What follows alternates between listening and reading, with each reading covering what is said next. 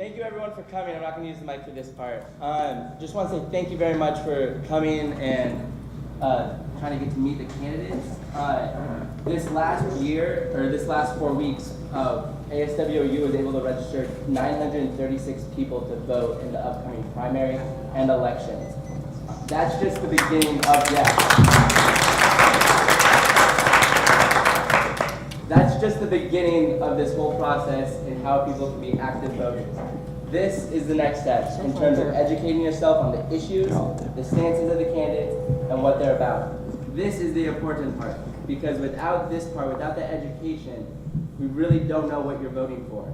So this is the part where you have the opportunity to meet the candidates, learn about where their stances are, learn about the issues that you care about. We'll have a bucket up here. If you have any other questions, you can go receive them over there at the table, and we'll maybe be able to throw those in the mix as well. But please, educate yourself even after this event and learn more about all the candidates, all the issues that we're going to be facing in the next year. Thank you very much for coming. Thank you, candidates, for coming. And I'd like to introduce the moderators with Jennifer Wheeler, the county commissioner. She is also a Western Oregon State College alum.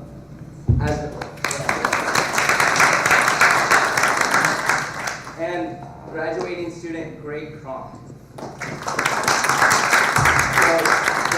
Jennifer, I'll let you take it over. Thank you again, candidates, for coming. I truly appreciate you coming to our community and really helping our students and community members get educated.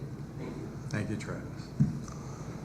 Hello. So the process is going to be is that after each question, you're each going to get 2 minutes to respond. And we're going to give you a 30-second warning and then a 10-second warning. And then we're going to stop you if we get to the 2 minutes.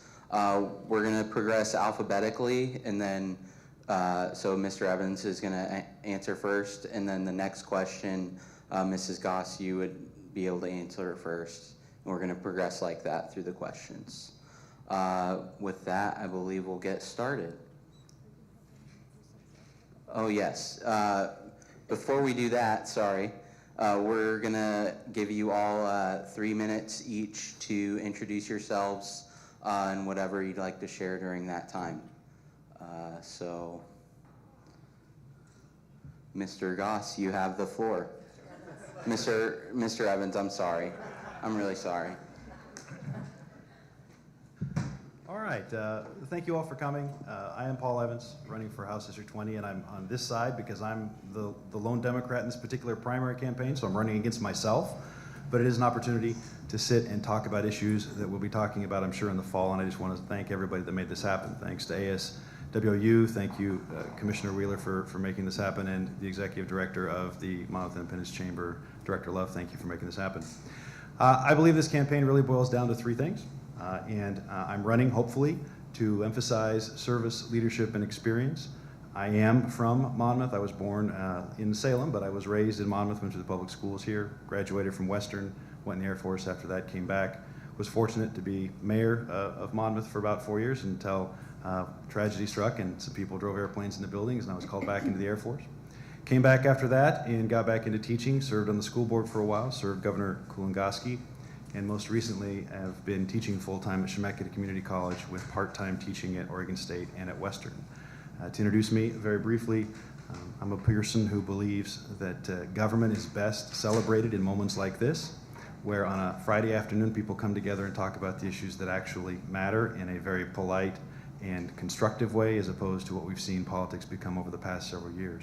So I'm going to keep my introduction relatively short and just thank everybody for coming. Looking forward to the question and answer process, and I invite anybody that wants to know more about my particular campaign to www.paulevans.org. Thank you for this opportunity. I hope to earn your support.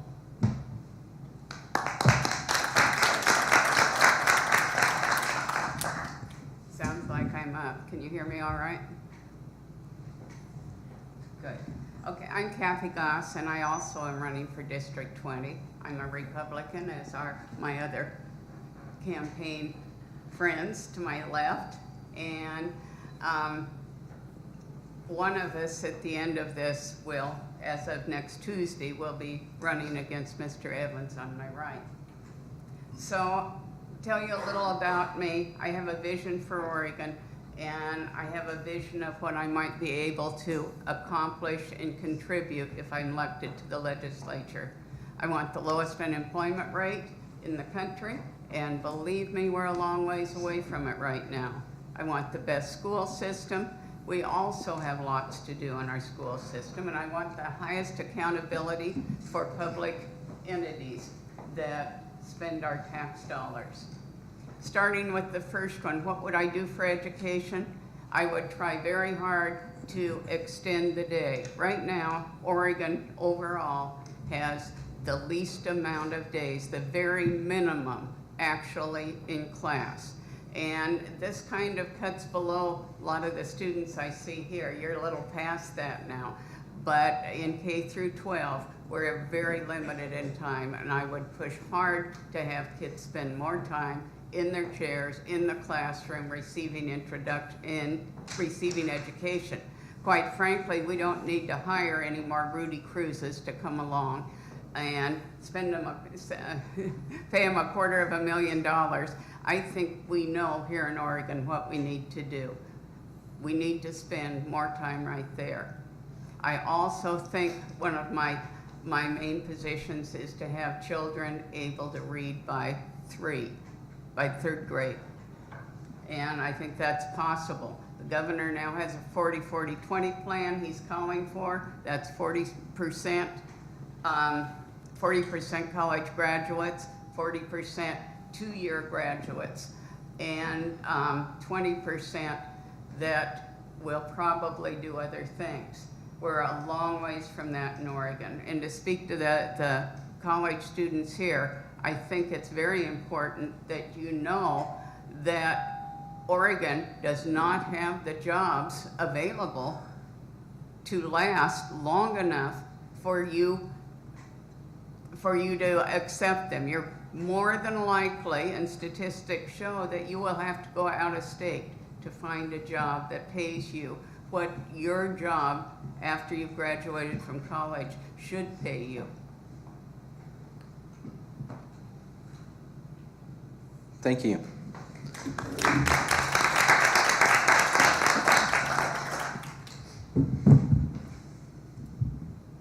Good afternoon. I'm James Owens, running along here with my fellow Republican candidates. I think we've got a good group here.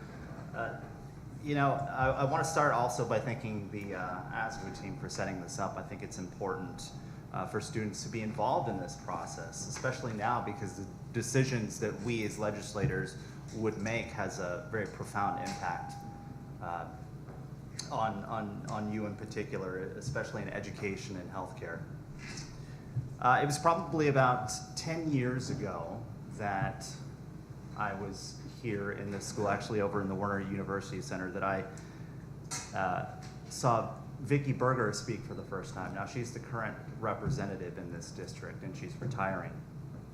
Little did I know that one day I'd be running to replace her. Vicki's leaving some very big shoes to fill in the legislature because Vicki's really had a very distinguished career as a moderate, someone who can work across the aisle, and she can really bring people together despite the division that seems to be ever-growing between Democrats and Republicans. More recently, as the co-founder of Freedom Oregon, I had the pleasure of working with Vicki on marriage equality. We formed Freedom Oregon. It's an organization that brings together Republicans, conservatives, and liberty-minded independents who all believe in the freedom to marry for everyone. Vicki was the first Republican legislator to sign on to Freedom Oregon, and I mention that because I think it speaks well of Vicki, and as a young Republican, I, like Vicki, understand that the party needs to move beyond some social issues if we're to remain a viable party. I think a lot of people, most people in this room could probably agree that the government, certainly the state government, is in need of new ideas and a fresh perspective. I'm a small business owner. I understand how government can help and hinder growth and jobs. I think that to ensure we have a healthy economy, We need to create an environment that encourages growth, and I don't think that's what's happening right now. Also, like Paul, graduated here with a degree in economics. I also serve part-time in the Oregon Air National Guard, so I have an understanding of what it means for soldiers, airmen, sailors, and Marines that come home from war. And that would be one of my goals in the legislature, is to make sure all of our service members and families get the financial, legal, and emotional support that they need. Somebody who's a product Time. of our local public schools, I feel very strongly about Oregon's education. So, James Owens, you can check my website out at owensfororegon.com. Thank you.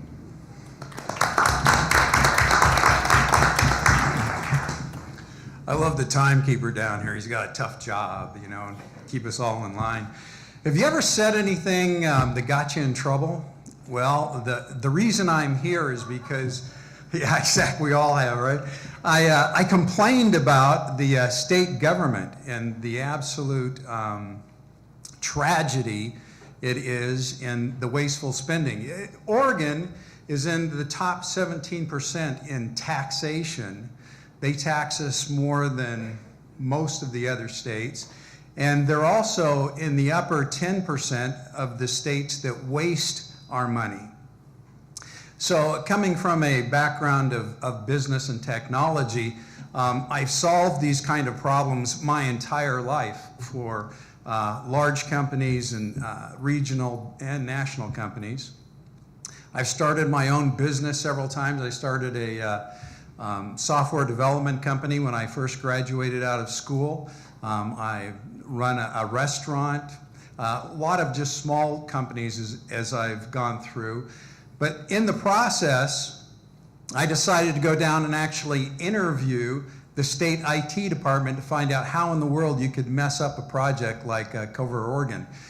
And I was shocked to find out that for Cover Oregon, they had 3 different departments that were all writing the same software program. They didn't communicate with each other, and not one of those 3 was in charge of the program. They had no leadership, they had no accountability, and they had no personal responsibility for the programs that were written.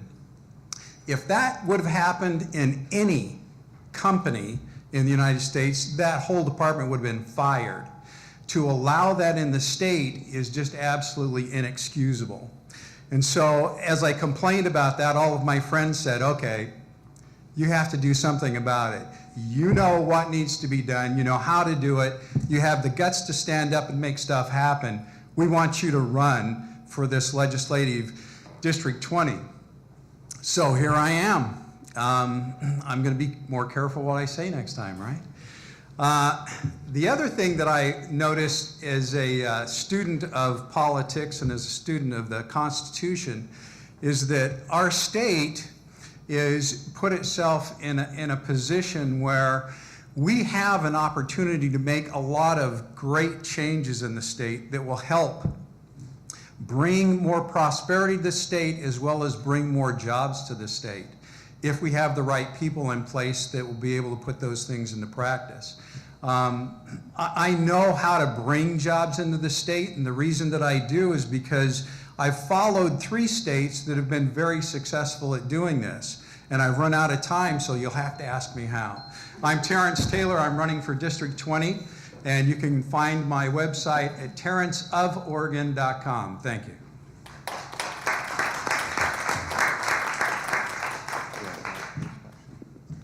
Okay, the first question, this is for each of you. We'll start with Kathy Goss. Do you stand with the 60 faith communities and 215 faith leaders in Oregon, among other broad business coalitions, that support the freedom to marry for all loving and committed couples? That's an interesting and controversial issue right now, as we all know. And quite frankly, Oregon has lots of problems to solve, lots of economic problems, lots of environmental problems, lots of problems attracting jobs to this state. So my choice, and I'll be forthright about it, I've been criticized by some of my friends for that. I don't believe now's the time to make a choice. The issue is in the courts. As most of you know, there's a constitutional issue in Oregon about gay marriage. And the Constitution of Oregon defines marriage as a man and a woman. So that's in the lap of the judge right now. And I think it's kind of inappropriate for me to come in and make a decision and say, this is the way I believe. Frankly, all of us will be bound by the law in the state of Oregon when that judge issues his decision. And until that happens, I'm not going to say my personal belief really doesn't matter here. What matters is me upholding the law for the state of Oregon.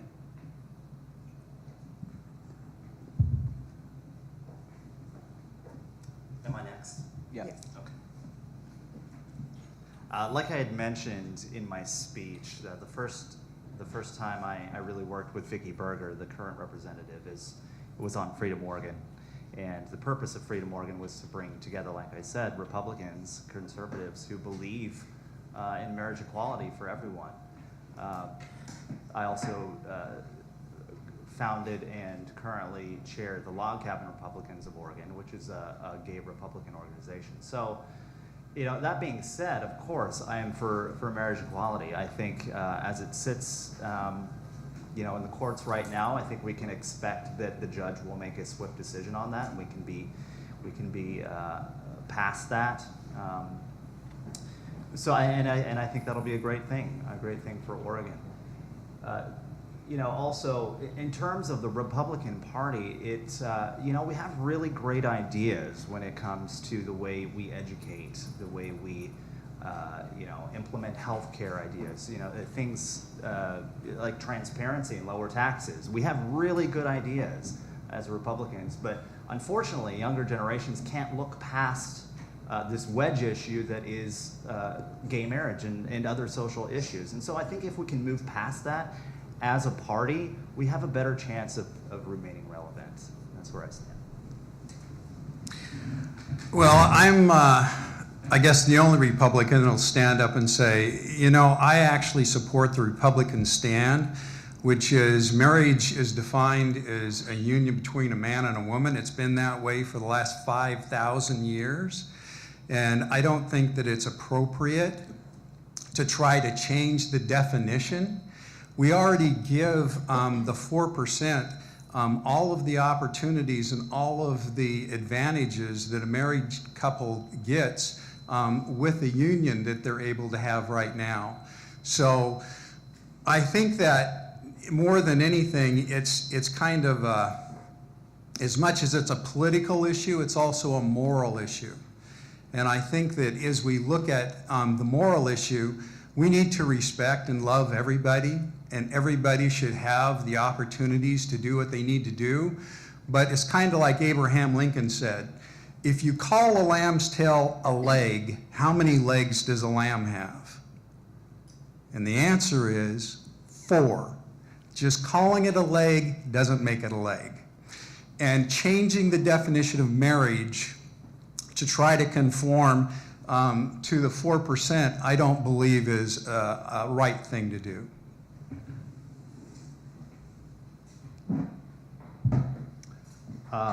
As the lone Democrat up here, I'm pretty sure I'm speaking for the Democratic Party because I'm the only one running in the primary on this one. But I'm absolutely for extending marriage equality to any adult that wants to marry another adult. And here's why. And actually, here's why I think it needs to happen sooner than later.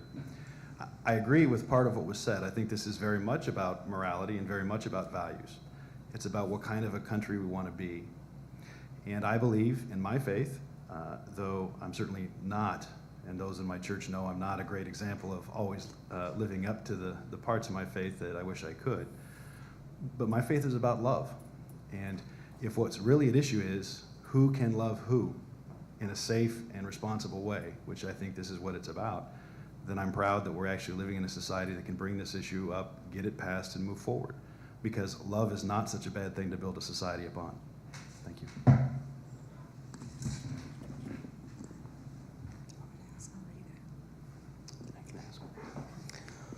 So we're going to start with Mr. Owens. What is your plan to reinvest in higher education funding and reduce tuition prices? It's well, that's a great question because, you know, Oregon, are you talking, was that specifically to higher education or Yes. does that include K through 12? No. That was specifically for higher education.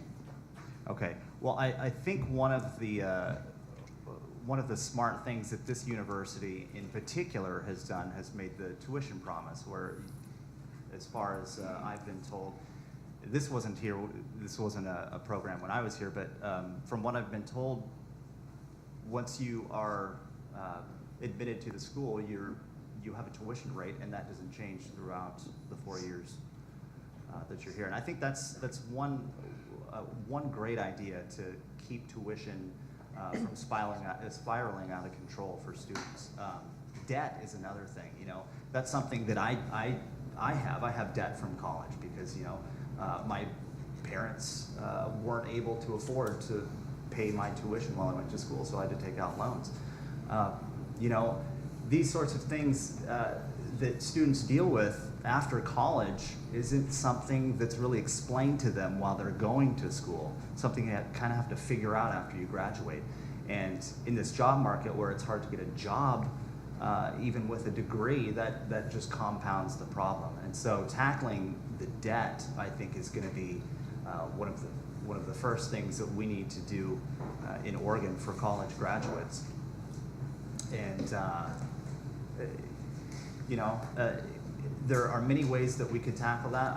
I don't have you know, specific ideas on you know, of course we're not going to you know, eliminate all of the debt that students have, but some programs that we could implement in terms of you know, how students pay them back, you know, what sorts of jobs and things like that, like nonprofits. So I'm done. Okay. That's the bill. Do you want to repeat that question? Sure.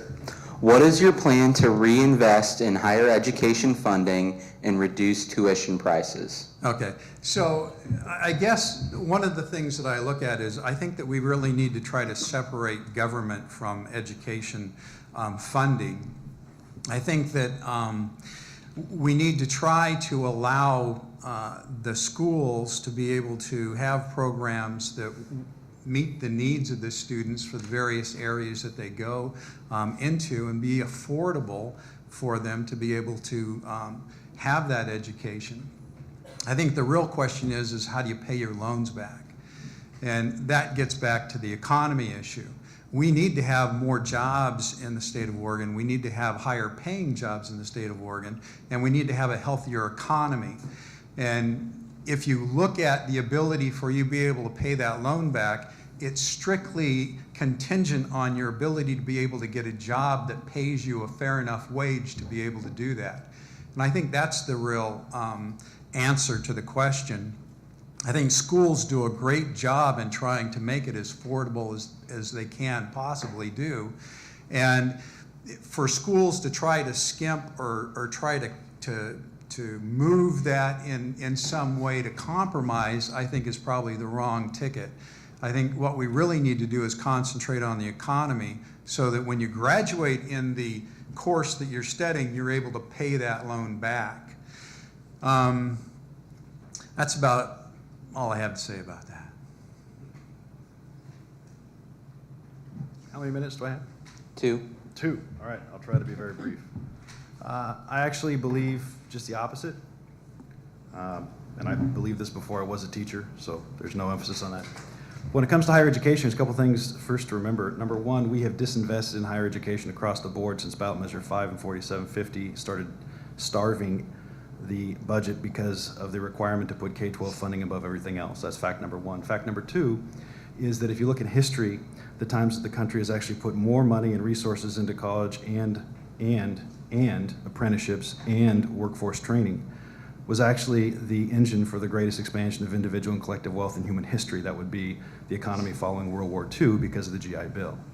We are either going to have an investment in today, tomorrow, and the future, or or we're going to allow education to become something that is only the possibility for the rich. And quite frankly, everybody prospers. I believe this. Everybody prospers when everybody has access to education and workforce training. You know, interestingly enough, we've talked about the economy. Oregon's leading the nation right now in productivity. Look it up. It's kind of interesting. From 2001 to 2012, we've actually increased productivity 46% compared to the national average of 9%. I do the math. That's about 5 times the national average. Perhaps it's not that our workers aren't working harder. Perhaps it's not that we're not generating wealth. Perhaps we have to actually look at how we have systems and structures in place to make sure that opportunities are available. 70% of the jobs that have come back since we've had the Great Recession, we've had about 70% of the jobs come back, but they're actually less than living wage standard. It makes it hard for kids to go to college on that.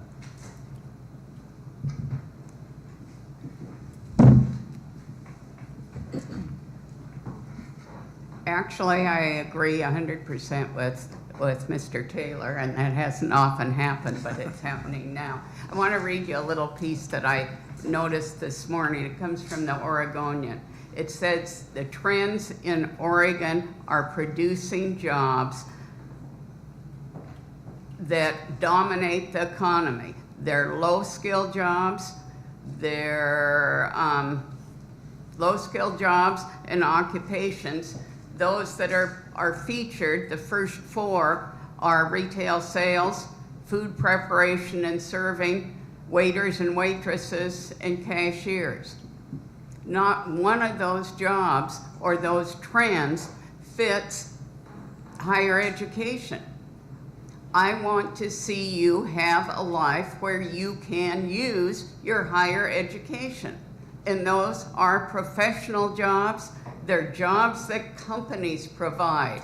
They're CEOs, they're general managers, or they're teachers, or they're nurses, or there's all kinds of things. The problem is that Oregon is not growing that kind of job.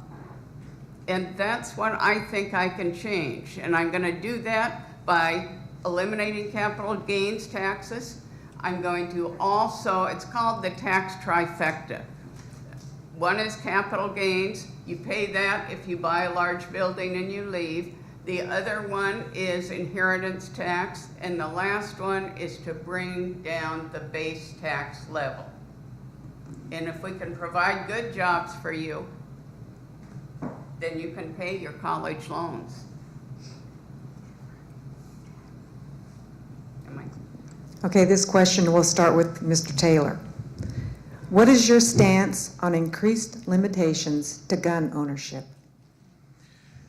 There's a reason that the Second Amendment is in the Constitution. If you look at the original intent of the Founding Fathers, the reason that they put that in there was because the oppression they received from Great Britain. The first thing that Great Britain did in 1774 was to come in and ban the guns coming into the United States. And then in 1775, they actually started taking guns away from the citizens in the United States. And of course, we all know what happened in 1776. They attacked us. So our Founding Fathers knew that if we had people that had arms, that no government would ever be able to oppress them, no government would be able to take them, and that we remain free. As you look around the world today, the country that has the least amount of crime is a small little country called Switzerland. Switzerland has a really interesting process. When you turn 17 and you're a male, you learn how to use a rifle and you become a part of the military. And then after you get out of the military, you have a responsibility to continue to have a firearm and maintain it in your household. Do you know that they have hardly any burglaries? They have hardly any murders. And a part of the reason is because they have a well-armed citizenship. When you restrict gun ownership, you allow criminals to feed upon unarmed people. Our Founding Fathers were smart enough to know that, and that's why they put the Second Amendment in there, and that's why I support it. Okay, the Second Amendment was actually put in place to make sure that no one could take guns away from the militia. But history aside, I think I'm probably the only one up here with a concealed handgun license on me, and I'm pretty sure I'm the only guy right now with okay, there's two of us, with a truck that already has a gun in it. So I live in Polk County. I like chainsaws. I like guns. The question is not whether or not guns should be legal, because I think that's been settled. The question is whether we as a society can come up with ways to make sure that we make every place safer, whether we can make sure that people that shouldn't have weapons don't, and whether we can make sure that people that do have guns use them more responsibly. We can't blame people that didn't do anything wrong. On the same token, we have to be careful of creating a cult of personality around a firearm. It is a tool. It is only a tool. I had to carry that tool in a past life. It's important to remember that the liberty provided us to have weapons does not mean that it is a liberty to use it to threaten. And it's also, I think, unfortunately become a litmus test and a arguing point when we do have larger things to talk about and more important issues to talk about. But for the record, I don't believe we should take guns away. I do believe in the Second Amendment. I've never voted against a gun ordinance, but I do believe that responsible people are pretty reasonable, and I think we need to work in that direction.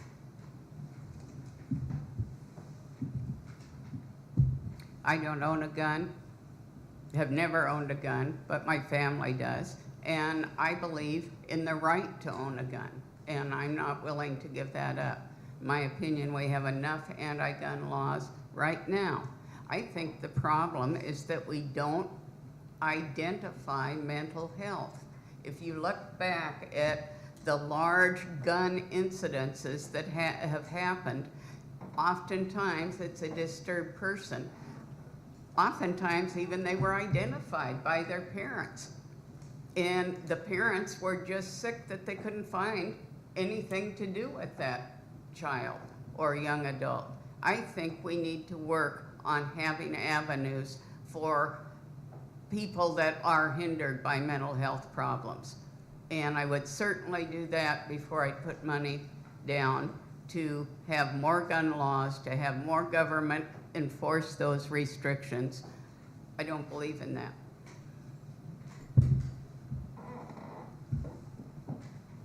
Well, I actually agree with Kathy a great deal on that. We need to address the mental health issues that go along with these violent crimes that are happening seemingly more frequently. I don't think anyone necessarily agrees with taking away guns. I don't believe I've ever heard of a bill proposed or any sort of legislation proposed that would take guns away from people. Most of the issues that come up when voting on gun rights is registration. Registering your firearm with the state or the local government or what have you. And Second Amendment people, of which I'm one, of course, Second Amendment, right to bear arms, I'm all for it. But the registering of it seems to be the direction that we're going. And I would just ask this question of anybody who is considering a gun registration bill, is that, when you have law-abiding citizens who do carry a weapon, like Mr. Evans here, they will follow the law. They will register their gun if that's the law. It's the people who are already going to commit the crimes who won't register anyway. So I'm not quite sure what purpose registering firearms would necessarily have. But to sum it up, I'm a strong believer in the Second Amendment, and I think all of us are.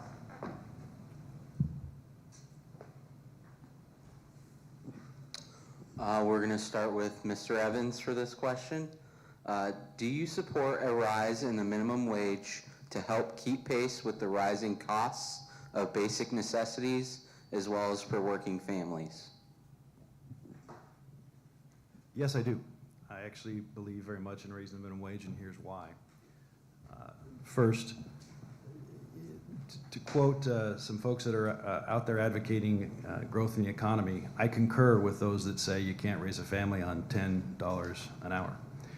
I believe that our economy is complex, that costs continue to go up, and that while the minimum wage is not the solution, and I do not pretend that it is the solution, it is so far out of whack right now that it should be adjusted. But more importantly, I want to emphasize a couple of things having to do with the economy right now. I continue to hear how the Oregon economy is bad, and it's not as good as it should be. And as someone who was laid off during the Great Recession, I concur with that. But another statistic, again, in case you're trying to find where this is from, it's the Oregon Center for Public Policy. You can find it, it's out there. From 2001 to 2012, Oregon's share of the national economy actually went up from 1.04% to 1.40%. Now that isn't a lot, but if you look at the size and scale of the United States economy, we are doing some things right. And my concern is, as we start finding solutions, we start trying to find change, let's make sure we do it with reasonableness and rational approaches. As a former mayor, as a former school board member, I've had to make decisions in government where you have to make sure and look at all the finer points, not just the major themes. And one of the things we have to protect is the slow but steady growth that is occurring in Oregon, and make sure that we don't lose that even as we try to fix the other problems. Thank you.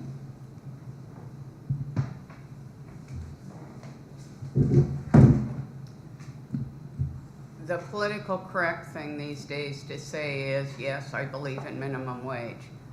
But I'll have to admit that's really hard for me to swallow. My husband and I own an appraisal company. And when we need appraisers, if there's no one there, we need to train them. And we take younger people and train them to be appraisers. They have to take classes, they have to have a bachelor's degree, and all these things. It costs me a lot of money. It takes at least 6 months to take a college graduate and train them to be an appraiser so that they can appraise enough so I can make some money again. And so, to me, it does not make sense. It's not an improvement of our economy. And when we look back at 2001 to 2012, I know what happened in 2008. And people are hungry. They're still hungry now. I drive through Independence and you have open storefronts. I drive through Salem and we have open storefronts. I would really rather work on that problem.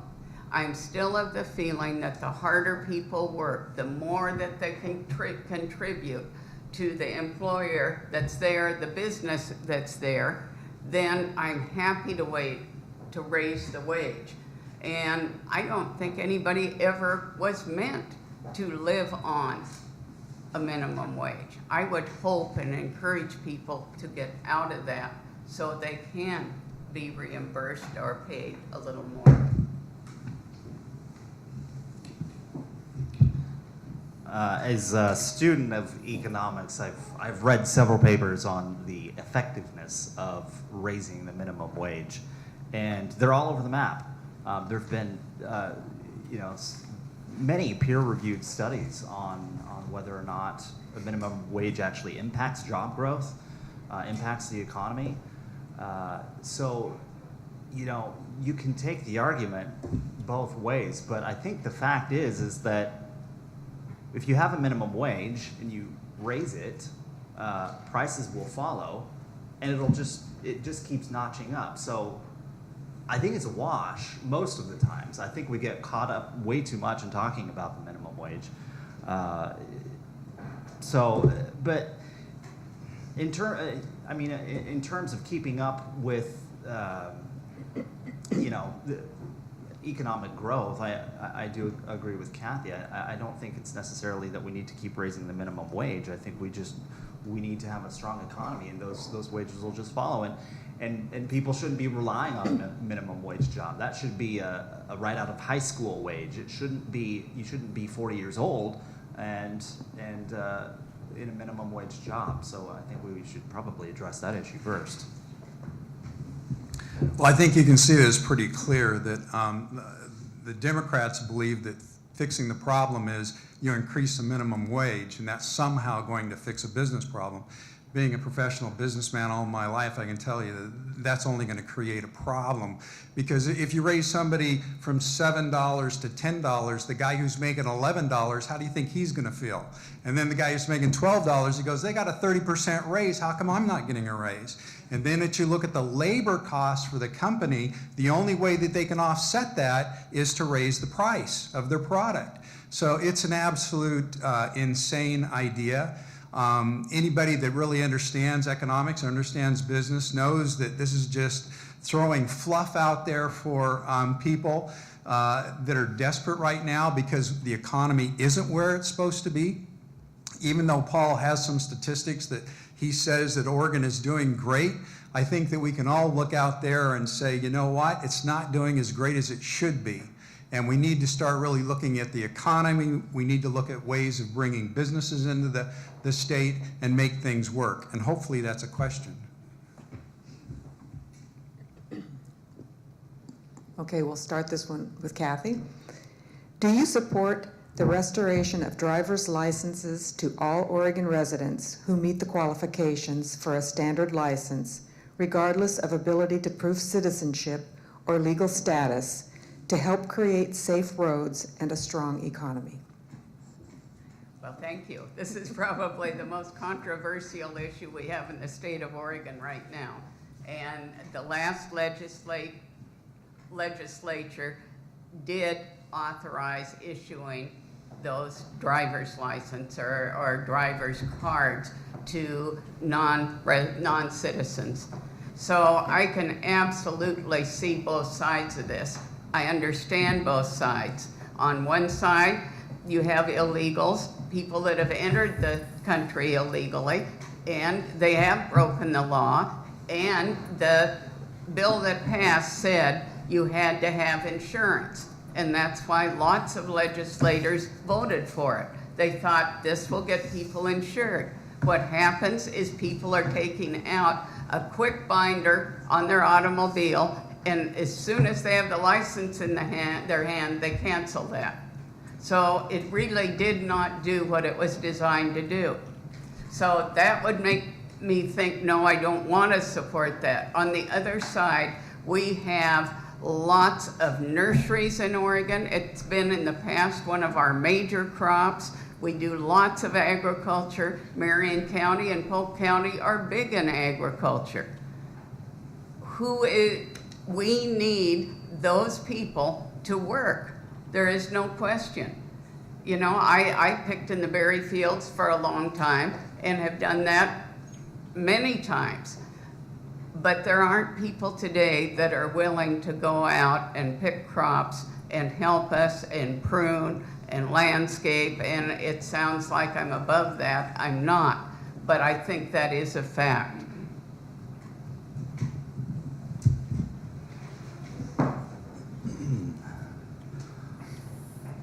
You know, driver's licenses for whatever you want to call them, illegal, undocumented citizens, whether people are here illegally or not, I think that if they're driving on the roads, they should be legal drivers, and they should have to pass a test to drive. I mean, I for one wouldn't want to just blanketly say if you're here illegally you can't have a driver's license, because, well, it just makes the road more dangerous for the rest of us. But we do need to solve the problem, because people who are here illegally, I mean, that's a bigger problem than driver's licenses. I think we need to solve that problem first.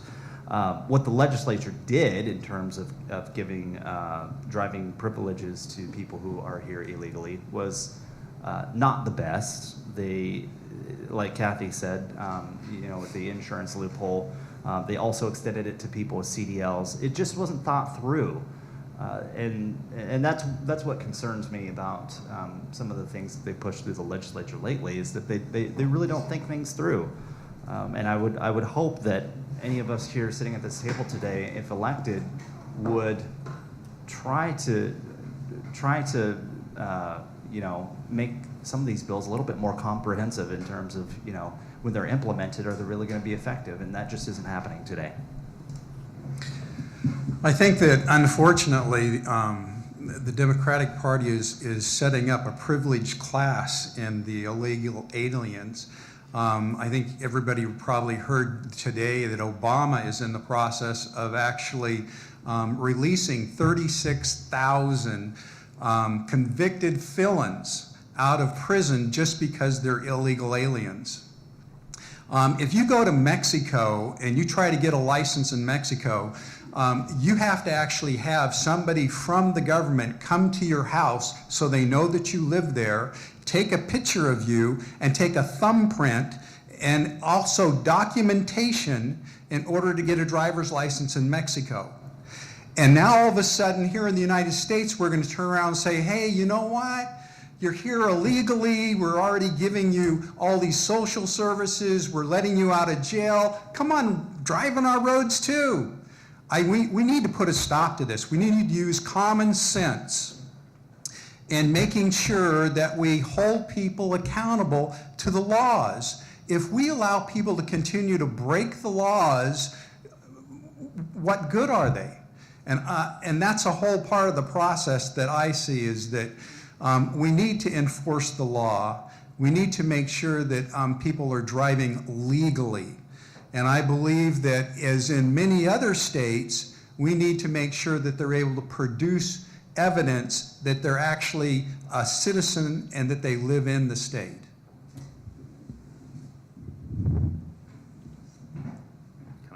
My turn? Okay. But before I answer this question, which I'll have a very direct answer to, I just want to clarify a couple things. Number one, I didn't say the economy was going great. It is going great for the top 1% that have increased wealth 115% since 1980. But for the rest of folks, I agree it's not going great, but there are some things that aren't terrible. That's what I'm saying.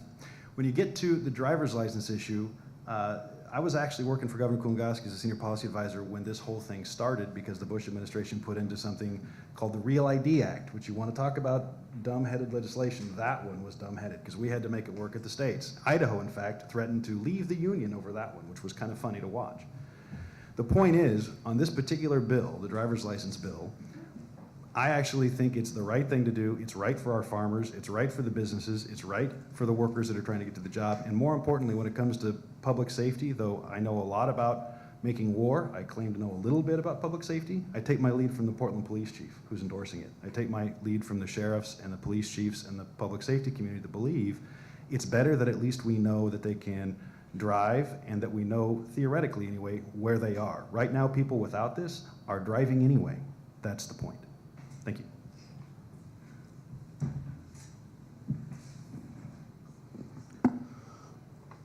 We're going to start with Mr. Owens. What is your position on lawmakers who know little about technology making laws about technology? That's what someone wrote.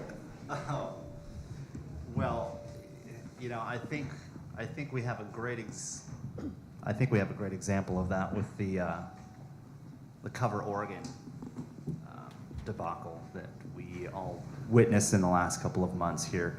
We've spent, I think, almost $250 million on a website that is junk. You know, I am pretty sure there are a handful of students, at least in this room, that could put together a website as a class project in half the amount of time for, you know, what, a couple $1,000s maybe. So, you know, yeah, do I think that legislators should be voting on technical issues? Well, they have to, for one. That's, I suppose, what, you know, testifying, you know, expert witnesses in hearings and stuff is like, or is for.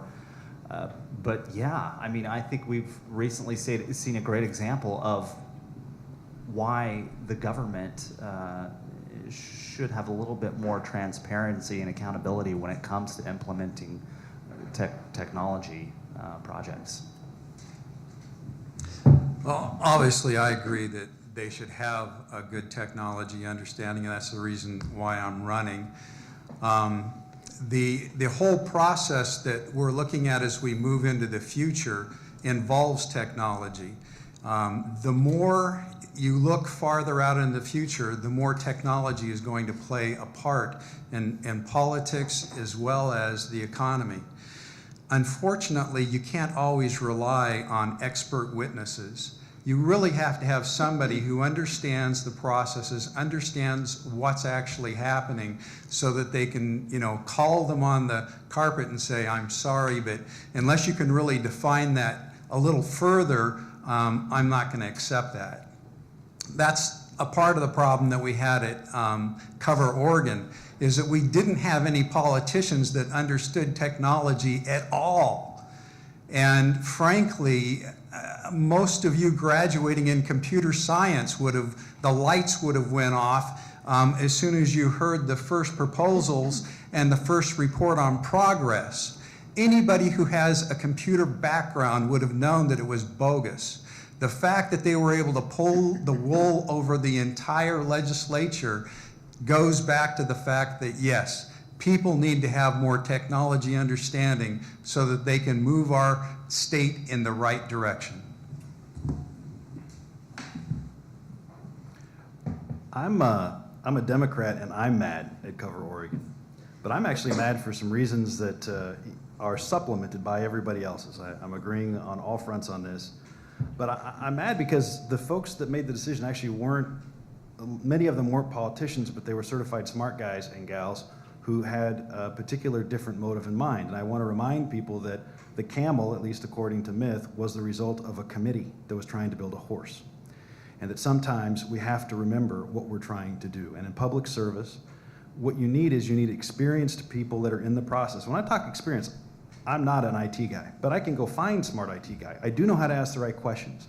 You learn how to ask the right questions for public goals when you serve on the city council, when you serve as a mayor, when you serve as a school board member, when you're involved in the process of actually having to take public goals that reflect many different values and trying to find the most effective way of getting it across. Many of the things that happened could have been stopped, should have been stopped. I think there's plenty of blame to go to Oracle, who was plenty too happy to accept more and more change orders. But the responsibility goes to the person at the top. And I agree with you on this, where there has to be some accountability.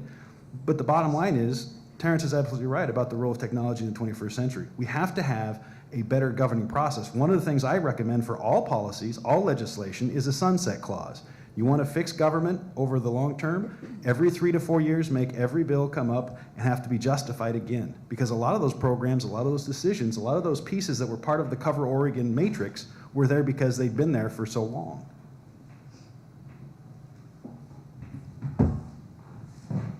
I have real strong feelings about this. So the legislature isn't the individual that goes down that knows how the widget goes together with every piece. The legislature we have is to write policy. To give you an example, I used to run the Moe's restaurants along the coast. I'm sure most of you have been there at one time or another for clam chowder. We didn't have enough oysters, so I started an oyster farm. Now, there isn't any legislators that know what kind of algae I should feed those oysters, or where I should buy them, or how deep I should hang them, or anything else. They write policy for aquaculture. And it doesn't take a legislator that knows every single thing about all these things that government does. I agree with them, it was a real fiasco, but it was because there was not adequate policy that was written in the first place that identified what needs to be done to start an IT. And by needs to be done, I don't mean which parts need to be done. I mean that we put it out for bid, that we go through things, we make sure the bidders are restricted to a group that has proven knowledge of things. Then we have stops, we do it piece by piece. That all is a policy matter. And that can be done without knowing that you're individually an IT person. Thank you.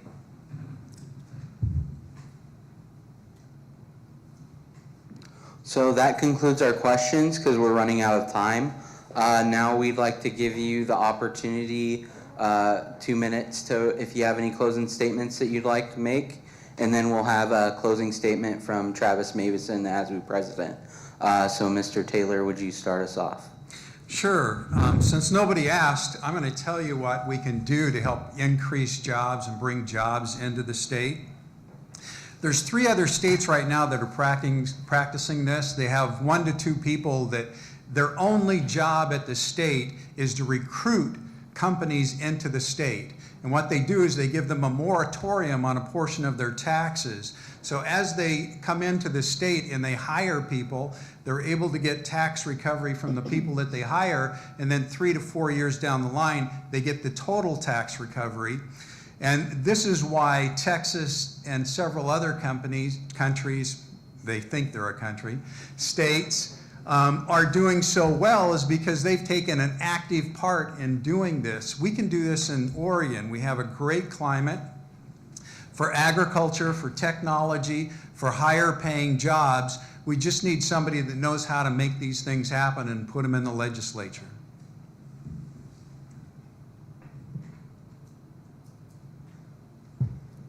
Mr. Evans. Okay. I just want to thank everybody for coming out again today. Hopefully this is the first of many opportunities to get together and talk about different issues. I know that Terrence and I, we got probably to 1 or 2 of the questions we wanted to, and there's more that I know that hopefully will come up. Bottom line is I want people to understand a couple things. Number 1, however you decide to vote after you look at all of the alternatives, thank you for being involved in the process and thank you for voting. Yesterday, or at least this past week, India had 500 million people vote in their elections, and they were able to pull it off without people getting shot, people getting in too much trouble. I always am excited when there's an election campaign that involves ballots, not bullets, and I'm just excited to be a part of it this time. The last thing I want to emphasize is that as we look at these solutions, I'm running for the legislature. I don't pretend to be a business person. My dad was a business person for 17 years. I am a person who has served and has leadership experience making some of the hard decisions and bringing people together across party lines. Government is not the solution, and it's not a devil. Government is a facilitator. And hopefully we can move forward together and try to work and build a stronger economy that's better for everybody, and I hope to play a part. Thank you. I also want to thank each one of you and the organization that put this together and the students that attended and the community members. I think it's a positive thing. I personally feel I have a doctorate in education administration. I've been a school superintendent, I've taught, I've been a principal. I've gone all the way up that ladder. I do know education. But I also wavered off, and you may find that you do that too. We don't all end up at the profession we set out to have. And I ended up as a general manager for Moe's Newport Pacific. And that's the Moe's restaurants, the oyster farms, and we also had other restaurants at the time. So I absolutely know business and I know education. And it seems to me those are 2 major problems that we have in Oregon right now.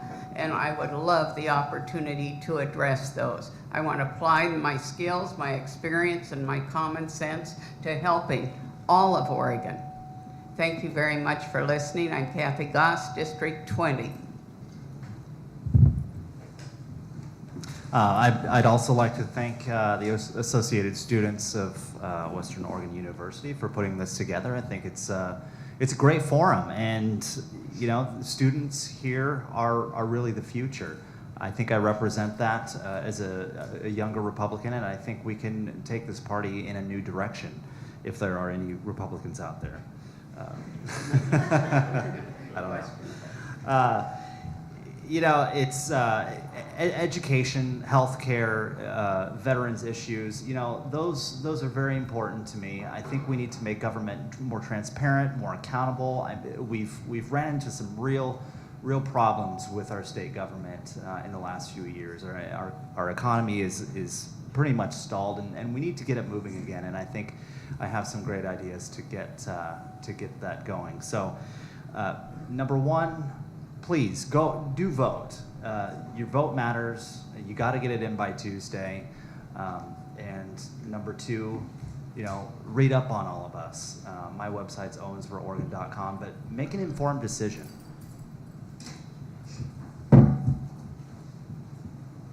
So thank you Sorry. Thank you very much, everybody, for coming out. I hope this is just the start of looking up the issues and getting more educated about what we will be voting on come Tuesday, May 20th, and then in November during the general election. So, thank you very much. Can everyone just help me out with a round of applause?